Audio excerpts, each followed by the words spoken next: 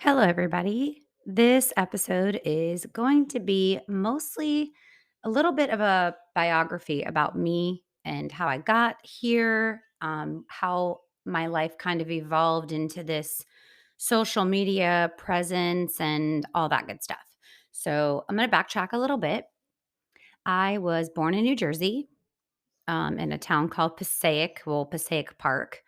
The hospital I was born in, St. Mary's, actually was recently torn down. It was an older hospital. My father passed away when I was 2 years old. He sang, he was an excellent singer. And I actually can sing a little bit, not like excellent, but I can sing. So I always jokingly say that genetics are very real because I genetically got that from my father and my grandmother too, actually. um, Both sides of my family have talents, but that's a story for another time because this talk is kind of about me. That sounds really bratty, but here we go. So I moved to Florida when I was 5 years old, and I moved to Port St. Lucie when Gatlin Boulevard was the only exit off of 95. The gas station, the Circle K that still sits there to this day, was actually there. I remember looking out the U-Haul window and seeing the Circle K, and I believe I met my grandmother there because she had just moved to Port St. Lucie herself. She's the reason we came to Florida. My grandmother is an RN or was. She's retired now. And she originally moved to, I think, Boca and then made her way up this way. So I went to Morningside Academy. I believe it was kindergarten. And I don't know if any of you remember this, but this is the age that I realized that fitting in and being accepted was like the thing to do, or you strived to do, as weird as that sounds. Maybe it's not weird to you, but McDonald's had given out little stuffed animals, the Muppets actually. They had a small, I guess, batch of these animals. And of course, in the area, every like McDonald's seemed to have the same one. So we all got the female Miss Piggy version of the Muppets. There were others that were distributed, but that seemed to be the popular one. So we all had show and tell, and we get up and we stand up at the front, and suddenly the teacher's like, wait a minute, how many of you brought this in for show and tell? So she called all of us up to the front, stood us in a line, and made us kind of present our show and tell at the same time.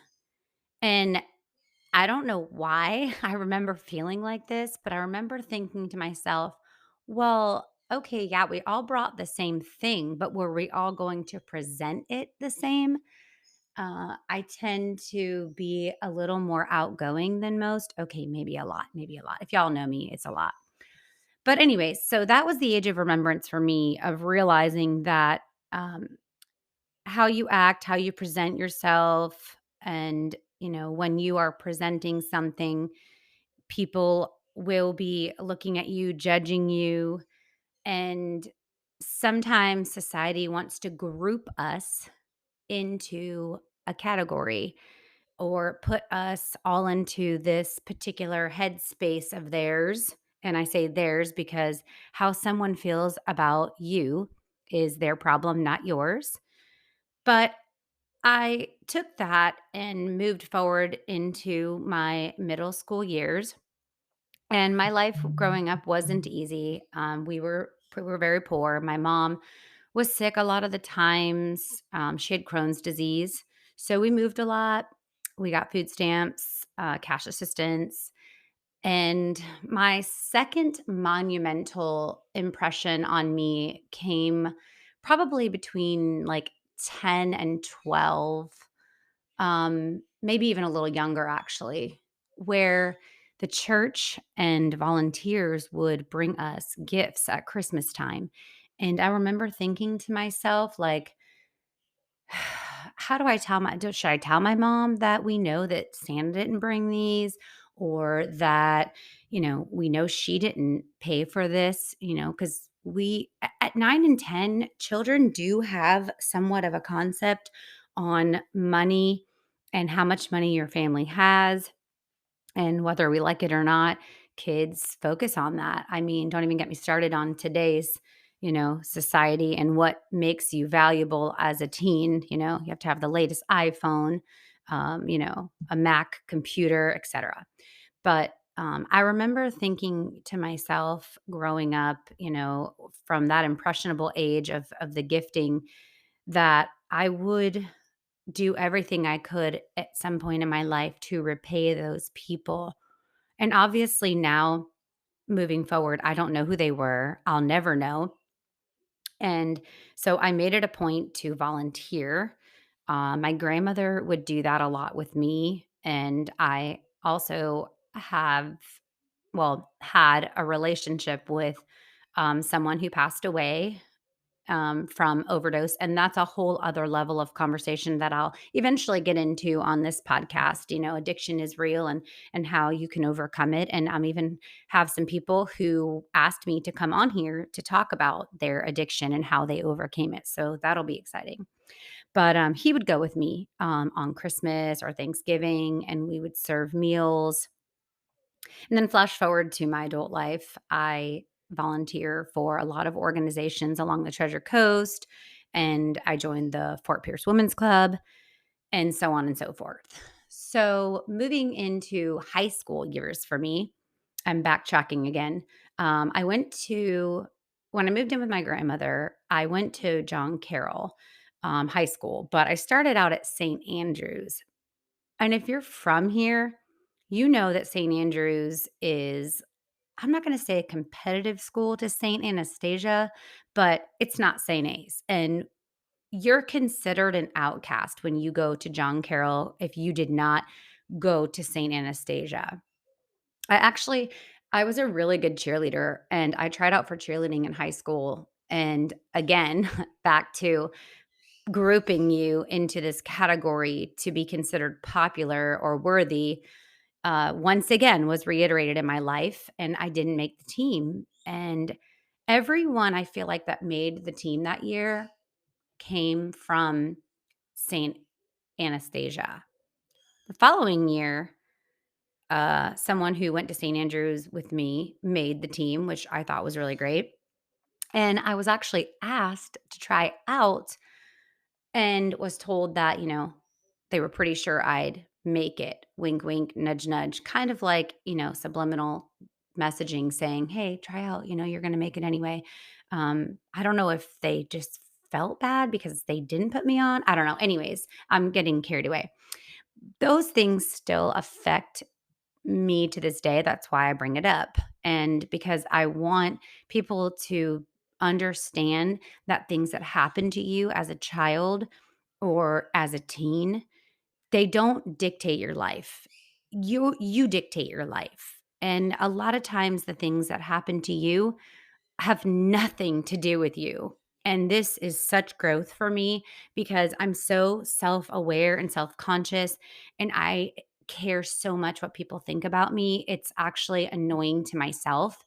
Um and I think a lot of it stems from just not being the most popular. And I also really just love everyone. And this is so true about me. Like, I don't care what your background is. I don't care if you're poor, rich. I don't care if you're homeless. I will hug you just the same. I don't really have any views as far as, what you identify as. Some of it does seem a little outrageous, but that's a generational thing. The things that we did as teens seemed insane to our parents.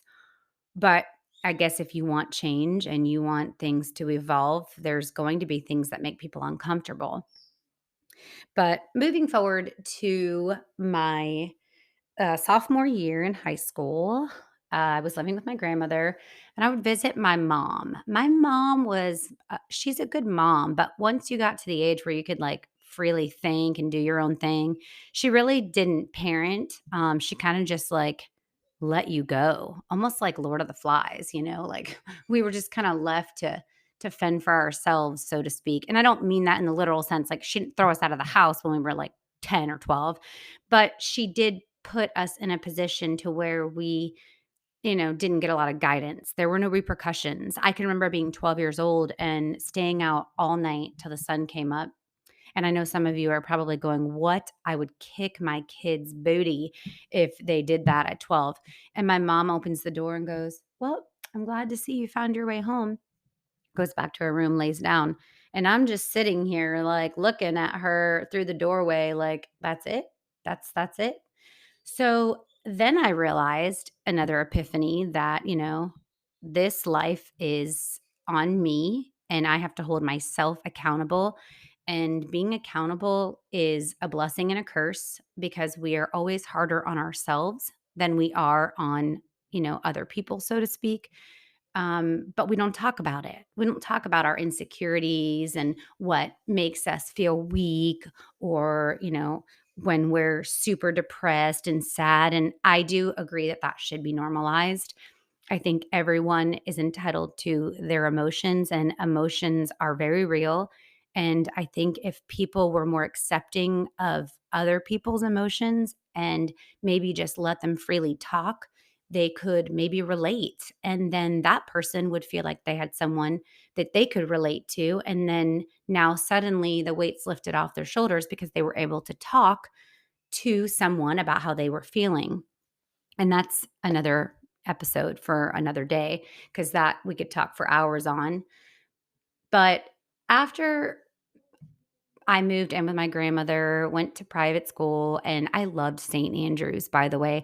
They changed my life. I came from Murray Middle School, which is a public school, and some would say it's in the ghetto. I don't really feel like it was in the ghetto, but I guess in this particular area in Port Salerno, they consider it the ghetto. And I fought my way through sixth grade and into seventh grade. Because I'm so outgoing and so nice, I was called all kinds of names. I was a whore, a slut. Mind you, I was a virgin at this point. I didn't lose my virginity till I was in high school. So I remember growing up and thinking to myself, like, wow, all these girls out here, they're just hating on me because they think I'm pretty, or in some ways, I related more to the boys growing up, not because I'm a tomboy or I don't know. Just for me, it was, I just feel like I don't like drama. I don't like negativity. And I feel like the boys were always just more about having fun and doing courageous things. And I mean, me and my brother used to rollerblade off the roof of our house. We just did all kinds of really crazy stuff. And my oldest brother, who many of you, if you know me personally, have probably never even met. He's very to himself kind of person. It's just, he's not introverted, but he kind of is introverted. Um, and then my phone goes off because I guess Siri decided she wanted it on this podcast too. So, anyways, my brother and me were like best friends. I am a published poet too. I used to go to the Lyric Theater in Stewart when I was 14, and I would write and read poetry. They had a live thing where you could actually stand up there, and I remember being so young up there. And they actually published one of my poems in a book called the Night Herons Anthology, I believe it's called. I actually don't have the book. I had one for a long time. And I don't know if any of you know who Ted Nugent is, but his daughter or niece, Deanna Nugent, was in that book as well. And she actually signed my book. And I would love to know where that went. But, anyways, that is another story. Back to moving around a lot. A lot of things got misplaced when I left my mom's and went to my grandma's. So, flash forward now, I am in my sophomore year of high school, and lo and behold, I meet this, you know, cute guy. He has a car. It's very cliche, the whole 15 and pregnant. Yep, that was me. I decided to keep my son, Tyler, and I just remember from that moment on, like, I was blown away actually by how encouraging my friends were, and the peers and the people at John Carroll. Because in my mind, I thought, oh my gosh, it's a Catholic high school. They're going to be so mad. So My friends weren't, but the school certainly was, and I'm not bashing the school, but, they even offered me a free scholarship to go for free, and then they said, "But you can't walk the stage when you graduate because 'cause you're an unwed mother." Well, that was the end of that for me.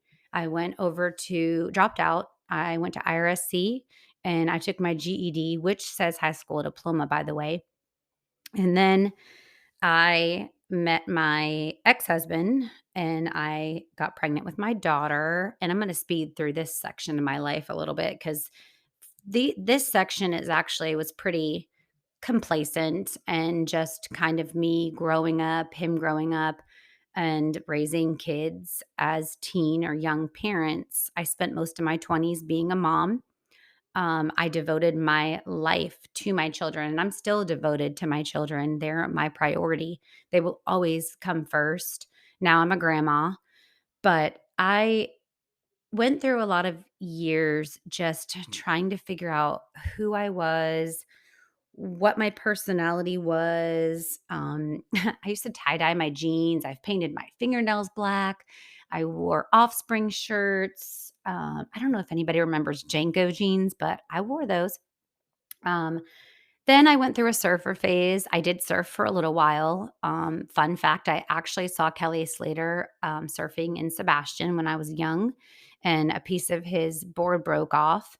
And I got it, and I don't know where that is either. But I always wondered, like now with DNA and them being able to scientifically prove things, would they have been able to tell that that was his board? I don't know. My brain goes to really weird places sometimes.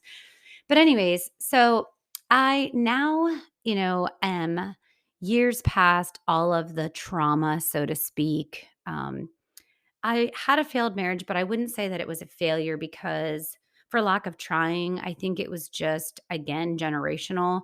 We very much live in a society where relationships are disposable. And now, thanks to social media, there are a lot of people just waiting in an inbox and they make themselves so accessible.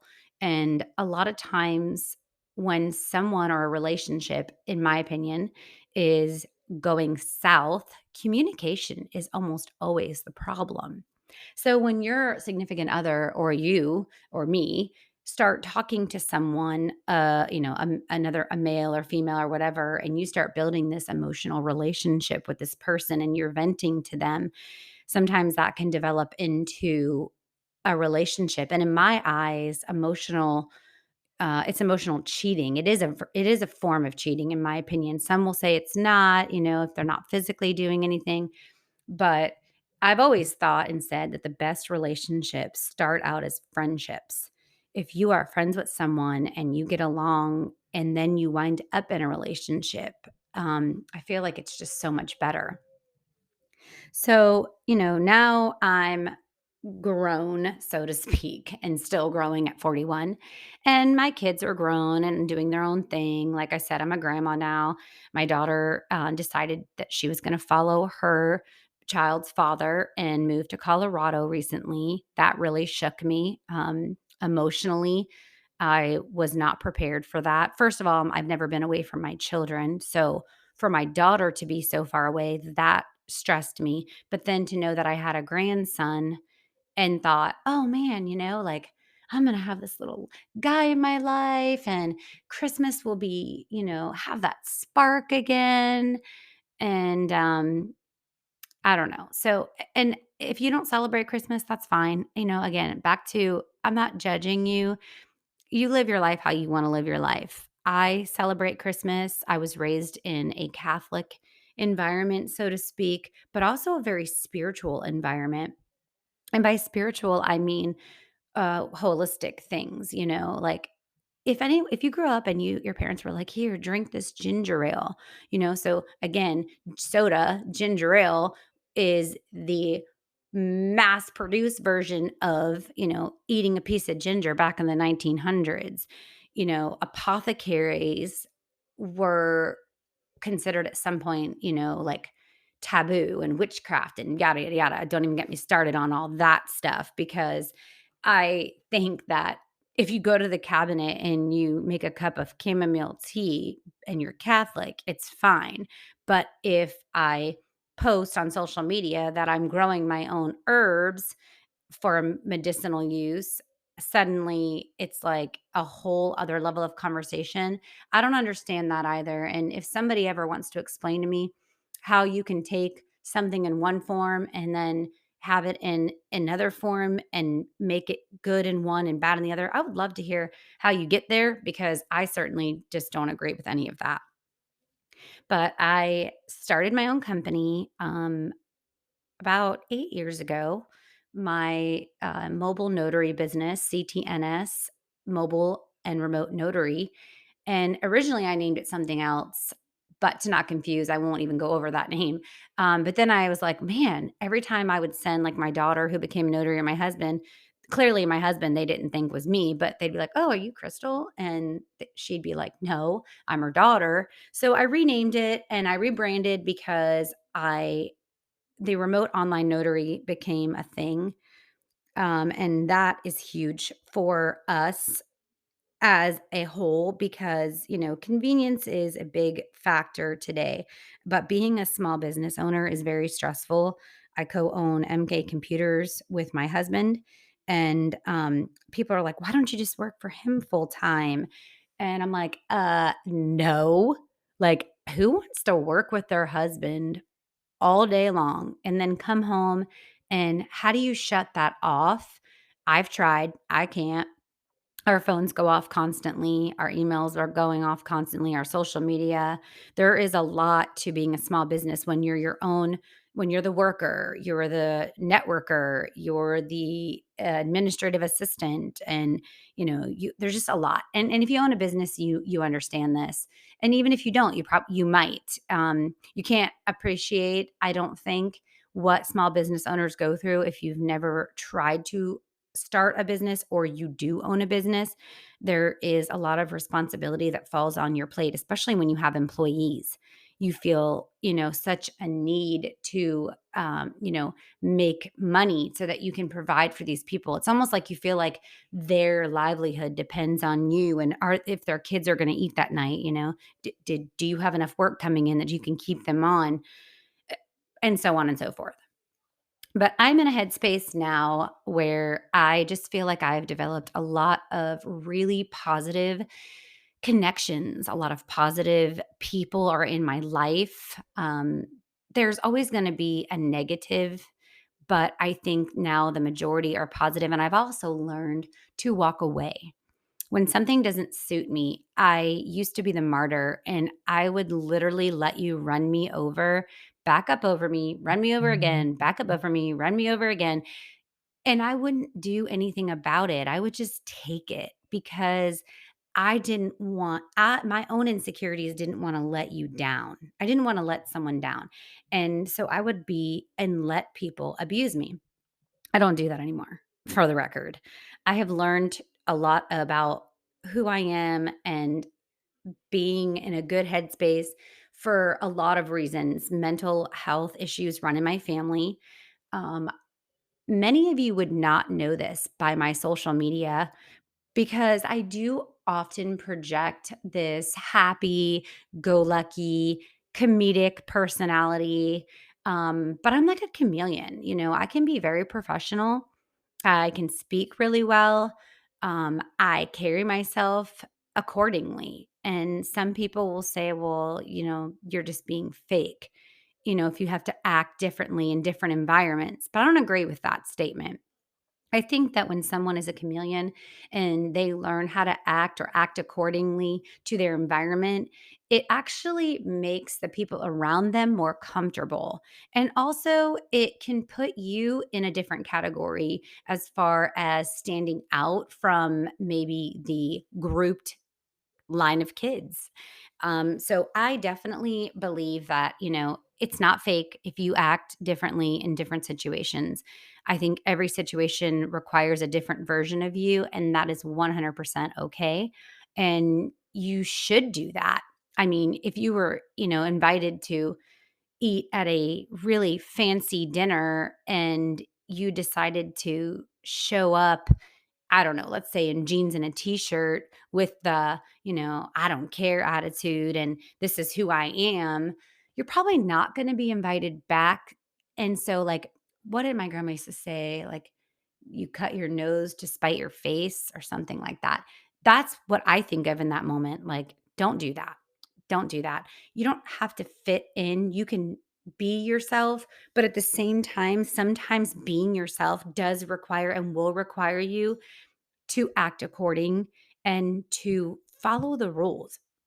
It's not hard to follow simple guidelines, you know? It's like when someone sends out an invitation to a party and it says formal attire, you should respect their wishes if you intend to go. And if you don't respect them or their wishes, don't go. It's simple. It's really not that complicated. But now at this point, the housing industry went through this crazy boom here in Florida, and it's really reeled itself back down now. And for me, I've decided that, I needed something else to do. I love volunteering, but let's be real here, that doesn't pay my bills. I'm never going to have my bills paid by volunteering um, on one level. But here's where I'm going to go with this. Sometimes volunteering puts you in the right moment at the right time to meet the right people. Some of the best people that I've met and some of my biggest clients and my return customers are actually people I met volunteering, not working and not marketing and not going to every networking event on the Treasure Coast, which there are a ton of, and they are great, especially if you're new and you just want to get your name out there. But at some point, you do have to kind of reel yourself back in because it becomes like a popularity contest. And I just at some point that gets old, it gets exhausting, it's taxing. Did I wear that dress last week? What pants was I wearing when I went to that networking event? Because I'm going to the same one, next month, and I don't want it to look like, I don't know. I know there's a lot of people out there that don't overanalyze. I'm an overanalyzer. I definitely think outside the box. I'm a little OCD. I'm a little neurotic at times. Um, I try not to show that side of me in public often though, only because it's not that I want people to know that I'm human and I'm real. It's just, I think Miranda Lambert said it best, stop, hide your crazy, start acting like a lady.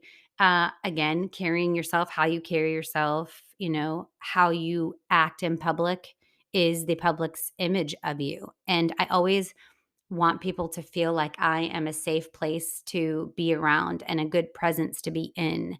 And so if I'm negative all the time and I'm constantly telling you about all the things that annoy me, which there are a lot of, I would deter you or push you away and you may not view me the same as you view me now. But I also do have opinions, and you'll hear some of those opinions throughout this podcast just because, I feel like I have to bring up some things. But I will say, I'm not going to tolerate any hate speech, any bashing. You're entitled to an opinion, but opinions should come from an educational place. If you don't have something educational to say to back your opinion and you're just constantly saying something negative about a person or how they live or what they wear, but you don't have a solution, I'm a solution person. Like, okay, I've heard you complain, but what's your solution? What ideas do you have to fix this? Then you really should refocus your thoughts. Start pushing yourself into a mental headspace where you can be an asset to the people in your life and not an energy vampire. And that's coming from the spiritual side of me talking. I'm a Pisces. I'm very emotional, and I wear my heart on my sleeve. I will cry over a stranger. If you're crying, chances are I'll cry.